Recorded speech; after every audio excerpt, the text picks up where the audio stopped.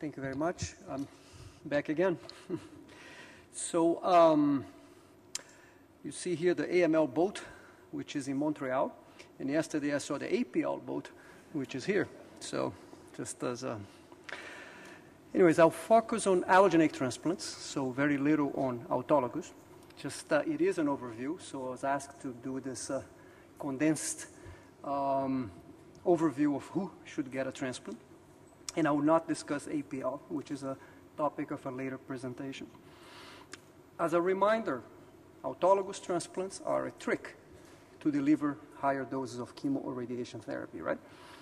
Allogeneic transplants, dose escalation may or may not be part of the game. So we can, as Dr. Talma just alluded to, we can reduce the dose, engraft, and hope that the graft versus leukemia effect will do the dirty job for you. This may or may not come at the expense of graft versus host disease, right, and other toxicities. So it's a trade-off, which you don't have in autologous transplants. AML, as we again discussed already, is heterogeneous. There are a variety of abnormalities that may or may not help us stratify patients and design riskier approaches as we go. However, the sad story is that we still discuss either rubicin and Ara-C as the comparative to any approach that we are seeing now, new or otherwise. So there is work to do. Prognostic factors. Age, very important. Dr. Talman showed that very clearly. Performance status, organ dysfunction, of course. A previous hematologic disorder, MDS. As you achieve CR, very likely measurements of MRD by flow will help you assign presence of disease that may come back to bite you. Karyotype and molecular abnormalities. At transplant, pretty much the same, right? The same prognostic factors do apply. Here, also CR duration, so it's almost a self-fulfilling prophecy. The longer the CR, the better the outcomes. For us, donor type, however, unrelated donor transplants, as Dr. Talma also showed, and I'll show you a little bit of that, are becoming not anymore a poor prognostic factor, if you will, or poorer than age-related identical sibling transplants. And disease status, of course, not always, not in remission, worse than in remission. So karyotype. For this audience, I don't have to extend on this. So obviously, the favorable karyotype we invariably will include the core binding factor leukemias. In the intermediate group, we're going to fall in this large diploid group and minus Y and others. In the unfavorable group, trisomy 8 may or may not be here, may be in the intermediate group. And the usual bad players are the lesions of chromosome 5 and 7, which are fairly large areas of the chromosome that are lost. You have a variety of genes that are lost there. And ultimately, these groups actually have withstand the evaluation of time, since these classifications were proposed many years ago. But essentially, you can see the breakdown here as you get worse in terms of karyotype. Now, why is it important now to consider molecular abnormalities? Because as Dr. Talman showed you, this will clearly have an implication on daily practice in terms of deciding who goes to transplant, especially for your normal karyotype patients, right? This is a group that is the majority of your patients, so you want to be sure that you're referring to allogeneic transplant, a riskier consolidation, if you will, patients that deserve to be there. I'm not going to extend on this, but remember the CBPA mutations, they need to be double to be good, so it's a low incidence here. NPM1 reigns, and FLT3 ITD mutations also reign on the other direction.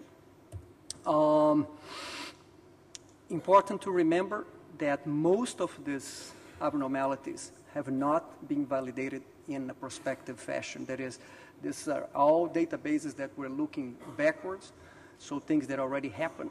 So there are limitations, and they likely will hold as we make decisions prospectively, but those type of studies are lacking, so we're in the process of doing that. And I'll just remind you this. If anything else, NPM and FLT3 reign. This is Dr. Talman has discussed a little bit of this study. That's the German study. And I think the other message that I want to emphasize here is that the presence of FLT3 mutation, the ITD mutation, will imply after transplant a higher relapse rate. So transplants so far have shown patients in first remission that will have longer remissions. However, survival seems to be unaffected. Again, looking retrospectively. We don't know prospectively. What about age? Age has a huge impact here. These are cooperative group data reported by Dr. Appenbaugh. And what you see here essentially is within intermediate risk cytogenetics. So the older we are, the worse results, the cutoff around 55. And in the high-risk cytogenetics group, obviously, our bets are off, and it's hard to say that one group here is much worse than the others. And keeping in mind, obviously, that there is an accumulation of these cytogenetics abnormalities as we get older. So there is almost a self-fulfilling prophecy that older patients will have a significant higher prevalence of deletions, chromosome 5, 7, anyways. So part of the biology of the disease. Does NPM1 protect older patients? So there is relatively little data, but I thought this slide was important to put here. It is cooperative group data, again, reported in JCO last year. And you can see here, these are patients older than 60. These are patients older than 70. This is disease-free survival. On the right, you see overall survival. Blue is the NPM1 mutated. The other ones are not. And you can see that for older patients, there is some protection, but it's still hard to brag about the blue curves, although they are better than the yellow curves. So age is still there. Now, first remission. Who do we transplant, or who we should consider for transplantation? So let's go back a little bit, because most of the data we have come from studies conducted in the 90s, late 80s. And they essentially had this genetic randomization designs where patients had a donor, they would go for transplant, they didn't have a sibling donor. Most of these studies were not including unrelated donors. They would go to either autologous consolidation or further chemotherapy. And these studies are very much limited to young patients and no unrelated donors or no other alternative donors.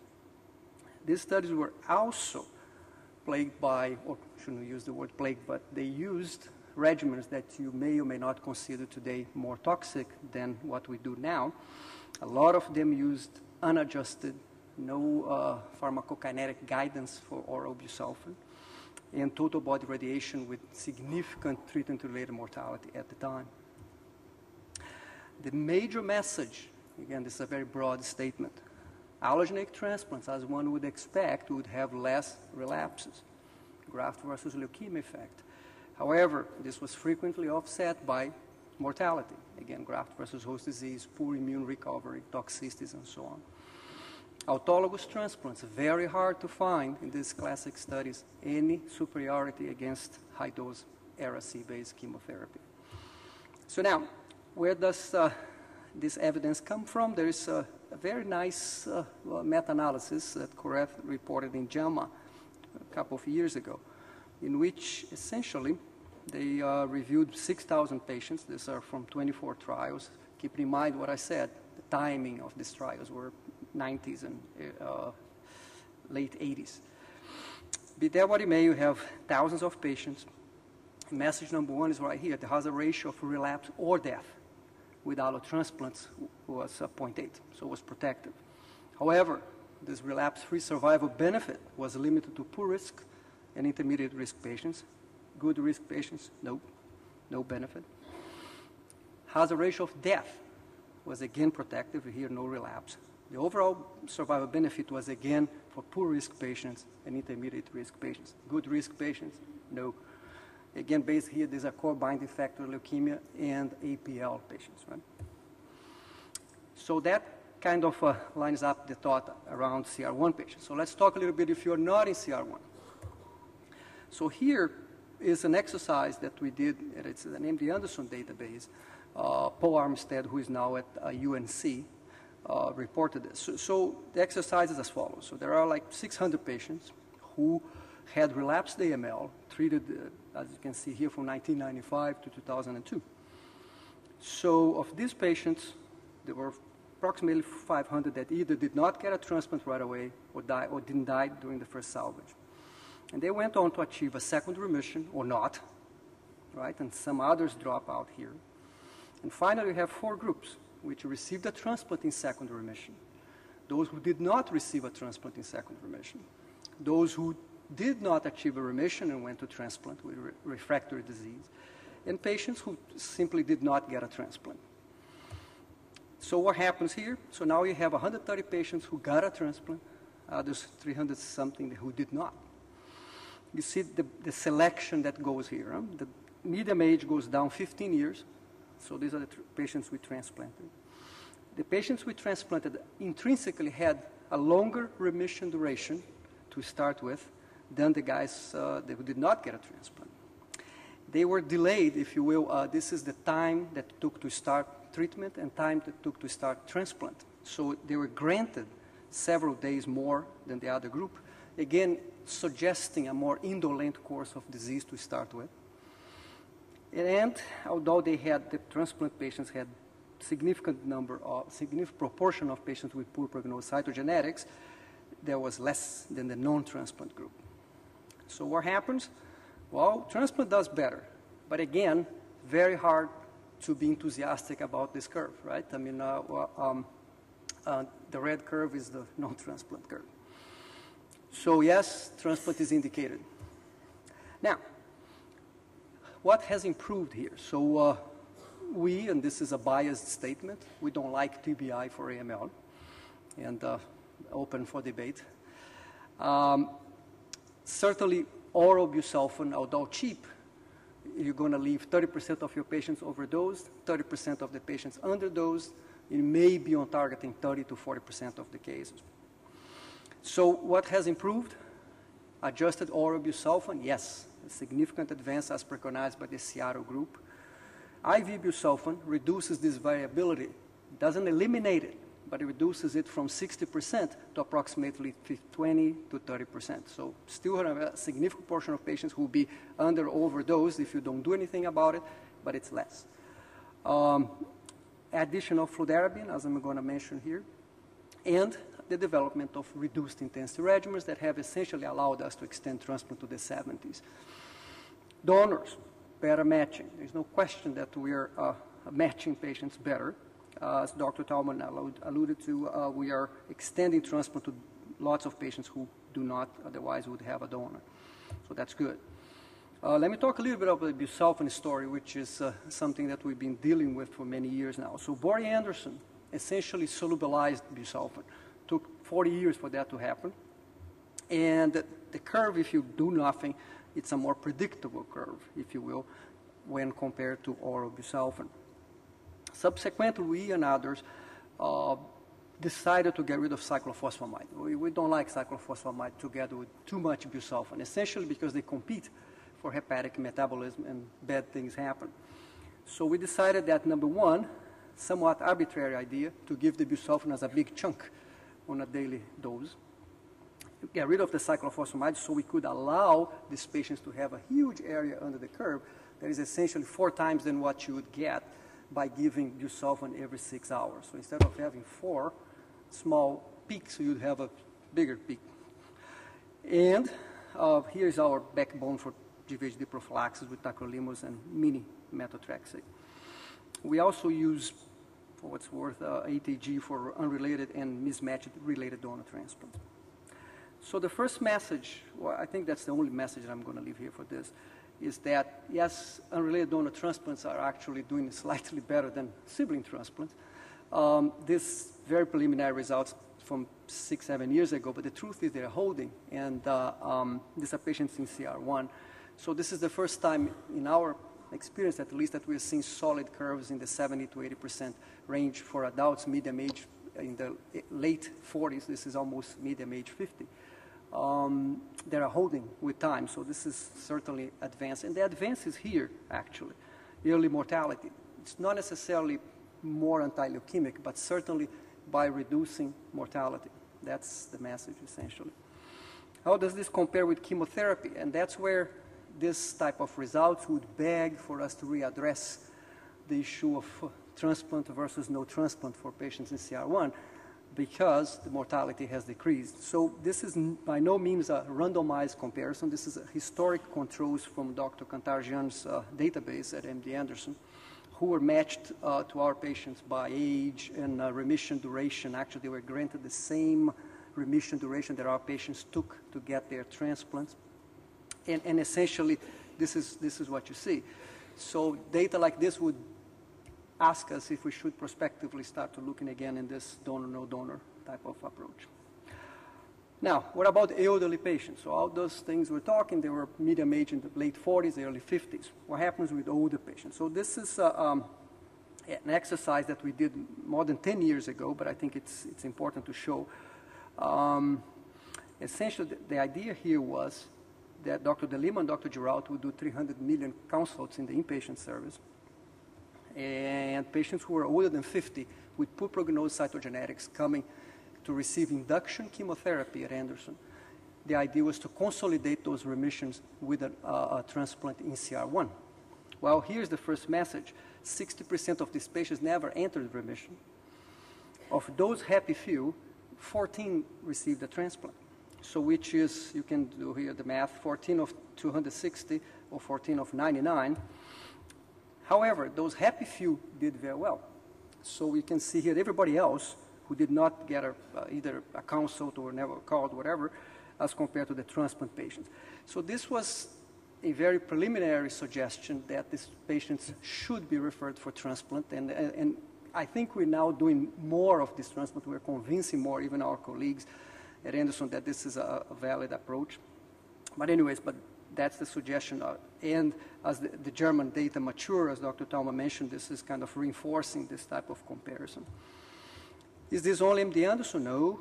You know that. This is a CIBMTR data retrospective. You can see treatment-related mortality. I'm sorry.